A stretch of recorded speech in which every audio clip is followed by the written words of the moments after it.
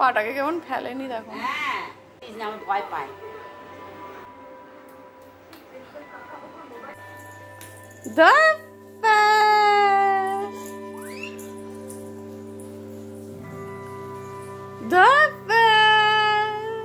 এখানে রাই কাঁদছে। রাই কি করছে? রাই কাঁদু কাঁদু করছে না? যায়নি, এখনো যায়নি।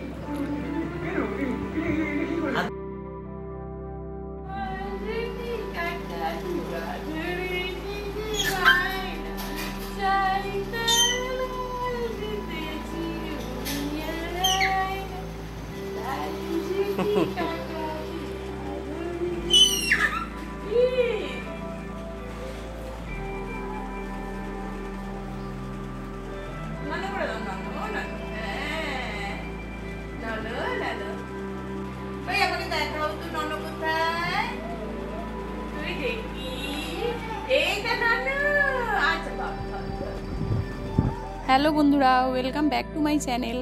গতকালের ব্লগে তো দেখলেই যে রাইকে কালকে ভ্যাকসিন দেওয়াতে নিয়ে গিয়েছিলাম, আর আজকে হচ্ছে পরের দিন। সকালবেলা ঘুম থেকে ওঠার পরেই ও কান্নাকাটি করছিল। ওর আসলে ব্যথাটা হচ্ছিল খুবই, আর তার সাথে আগের দিন রাতে গাটাও একটু গরম গরম ছিল হালকা, তো ওই জন্য ও কান্নাকাটি করছিল বলেই ওকে সকালবেলা আমি এইখানে একটুখানি দোল দিচ্ছিলাম। যদিও ওর ব্রেকফাস্ট করা হয়ে গেছে, সকালবেলা ঘুম থেকে ওঠার পর ও যতটা কান্নাকাটি করছিল তার তুলনায় এখন তো অনেকটাই থেমেছে। আর ওনারা তো বলেইছিলেন যে বাঁ দিকের পায়ের ব্যথাটা হবে, আর সত্যি ওর পাটায় তো একদমই আমাদেরকে হাতও দিতে দিচ্ছে না, মানে পায়ে কিছু লাগলেও সেটাতেও কান্নাকাটি করছে। আর অত কাঁদছিল বলেই ওকে এখানে দোলায় বসিয়েছি, আর দোলায় বসিয়ে দোল দিচ্ছিলাম আর তার সাথে ছড়া বলে বলে শোনাচ্ছিলাম। আর দেখতেই তো পাচ্ছ ও খুব খুশিও হয়েছে সেই জন্য। রাই যদিও আজকে অনেকটাই দেরিতে ঘুম থেকে উঠেছে, একদিকে ভালোই হয়েছে, অনেকটা দেরিতে ঘুম থেকে উঠেছে বলে আমার এদিকের কাজগুলোও সব হয়ে গেছে। আর ও ঘুম থেকে ওঠার পরে এই যে ওকে নিয়ে এখন বসে আছি। আর এই যে দেখো রাইয়ের বাম দিকের পাটা দেখাচ্ছি, ও তো পায়ে একদম হাতই দিতে দিচ্ছে না যে দেখবো। দেখো ওর পায়ে হাত দিয়েছি বলে ও কীরকম কাঁদছে, আর পাটা তো দেখতেই পাচ্ছ দূর থেকে কতটা ফুলে গেছে পাটা। আর বাচ্চারা যদি এরকমভাবে কান্নাকাটি করে সত্যিই খুবই খারাপ লাগে দেখতে। আর রাইয়ের এইবারের ভ্যাকসিনে ওর খুবই কষ্ট হচ্ছে, সেটা দেখেই বুঝতে পারছি।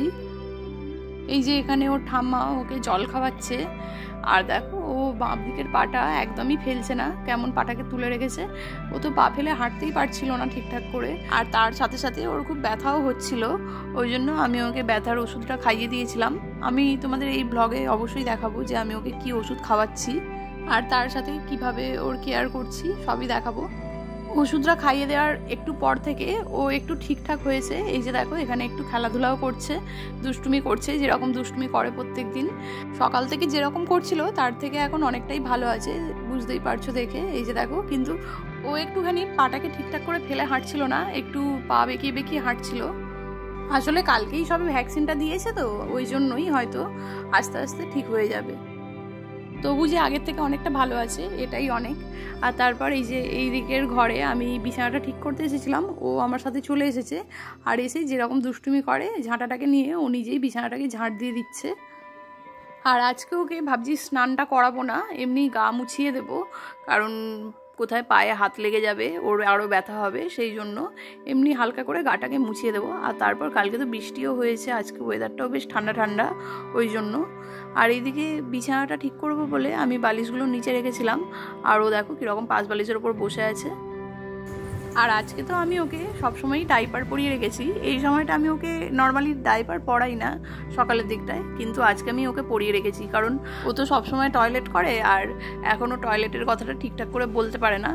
আর বারবার টয়লেট করলে ওকে বারবার পরিষ্কার করাতে হবে, আর তাতে ওরই ব্যথা হবে, কষ্ট পাবে, সেই জন্য। তারপর ম্যাডাম ওই ঘর থেকে ওর কুকুরটাকে নিয়ে এসেছে, আর কীরকমভাবে হাঁটছে দেখো। কই ভোগো কই? ওটা ভোগের চোখ না? ভোগের চোখ কই? কই দেখি মুখটা দেখি। আমি ওকে ভৌভের চোখের কথা বলছি, আর ও ভাবছি ওর চোখের কথা বলছি, আর ওই জন্যই ও চোখটাকে বারবার টিপে টিপে দেখাচ্ছে ওর নিজের চোখটা। তারপর আমি এদিকে স্নানটা করে চলে এসেছিলাম, আর আমি চুলটাই আঁচড়াচ্ছিলাম। আর রাই কিন্তু আমার কাছেই আছে, আর ও অনেকক্ষণ ধরেই আমার কাছে একবার এই দিক আর একবার ওই দিক করছে। আমি তো ওকে দেখে হাসছিলাম, ও কী করছে আমি ঠিক বুঝতে পারছিলাম না। অনেকক্ষণ ধরে এরকম করার পর আমি বুঝলাম যে ও আমার সাথে টুকি ধপ্পা করছে।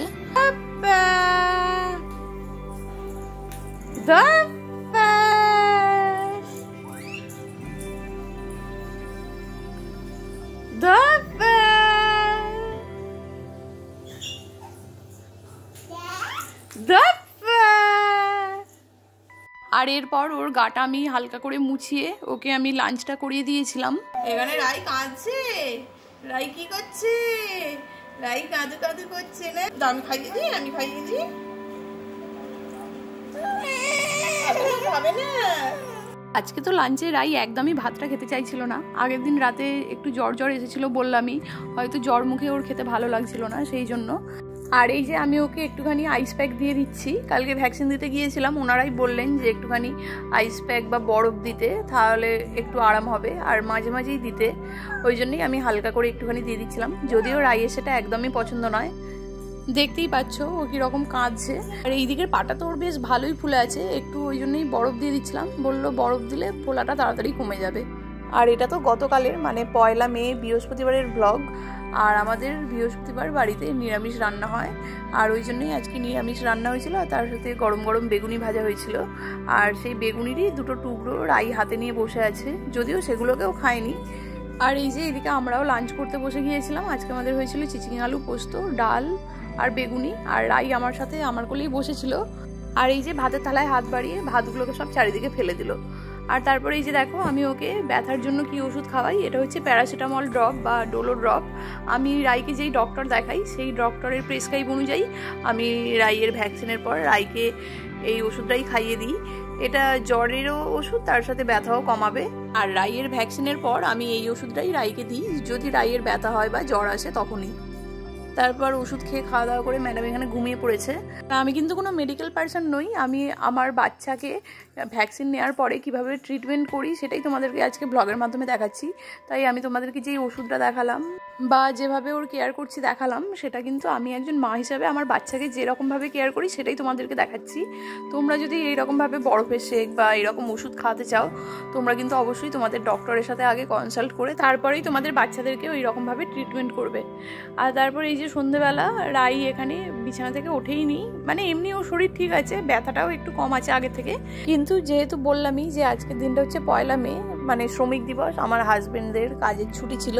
আমার হাজবেন্ডও সন্ধ্যে থেকে ঘরেই ছিল। আর আমাদের এখানে তো 1 মের দিন সন্ধ্যেবেলা ভীষণ জোরে মুষলধারে বৃষ্টি হয়েছিল, আর ওই জন্যই আমরা কোথাও বেরোইও নি। আর তাছাড়াও রাইয়েরও তো পায়ে ব্যথা, ওই জন্যও কোথাও বেরোয়নি। আর তাছাড়া মাঝে মাঝে এক দিন তো বাড়িতে থাকতে ভালোই লাগে। আর ওই জন্যই সন্ধ্যে থেকে সেরকম কিছু কাজ ছিল না বলেই রাই আর আমার হাজবেন্ড দুজনে শুয়েছিল। আর রাইয়ের পাশে রাইয়ের বাবা আছে বলে রাইও চুপটি করে শুয়ে আছে ওর বাবার পাশে। আর দেখলেই কিরকম দুষ্টুমি করছে, ওর বাবার চোখ থেকে চশমাটা বারবার খুলে দিচ্ছে। আর ওই রকমভাবে শুয়ে থেকেই ম্যাডামের ঘুম পেয়ে গিয়েছিল। আর আমিও ওই জন্যে ওকে তাড়াতাড়ি করেই খাইয়ে দিচ্ছিলাম, কিন্তু ও খেতে খেতে বারবার সেই ঘুমিয়েই পড়ছিল। আর ও তো কিছুতেই বিছানা থেকে নামতেও চাইছিল না, ওই জন্য ওকে আমি বিছানাতেই বসিয়ে বসিয়ে বাধ্য হয়ে খাইয়ে দিলাম।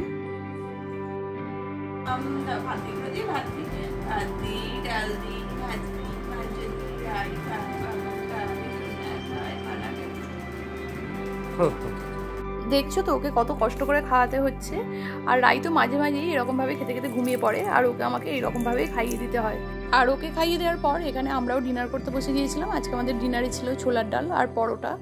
আর এইদিকে রাইয়েরও খাওয়া হয়ে যাওয়ার পর ওর ঘুমও ভেঙে গেছে, ওই জন্যই এই যে ও আমাদের কাছে বসে আছে। আর ও এরকমভাবে খেতে নেমে যাচ্ছিল কেন বলো তো, ওর বাবার আসলে খাওয়া হয়ে গিয়েছিল, হাত ধুতে চলে গিয়েছিল। আর ওর ভাবছে ওর বাবা মনে হয় ওই ঘরে চলে গেল ওকে না নিয়ে, ওই জন্যই ও কেঁদে কেঁদে নেমে পড়ছিল। আর তারপর ওকে বোঝানোর পরে এই যে চুপটি করে বসে আছে। এখনো যায়নি,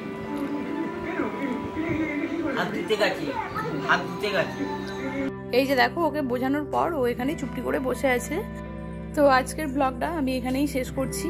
আশা করব তোমাদের ভিডিওটা একটু হলেও ভালো লেগেছে। যদি ভালো লাগে আমার চ্যানেলটাকে সাবস্ক্রাইব করতে ভুলো না। আর প্রত্যেকবার ভ্যাকসিন নেওয়ার পর আমি তো এইভাবেই রাইয়ের যত্ন নিয়ে থাকি, আর আজকে ভিডিওর মাধ্যমে আমি সেটাই তোমাদের কাছে তুলে ধরলাম।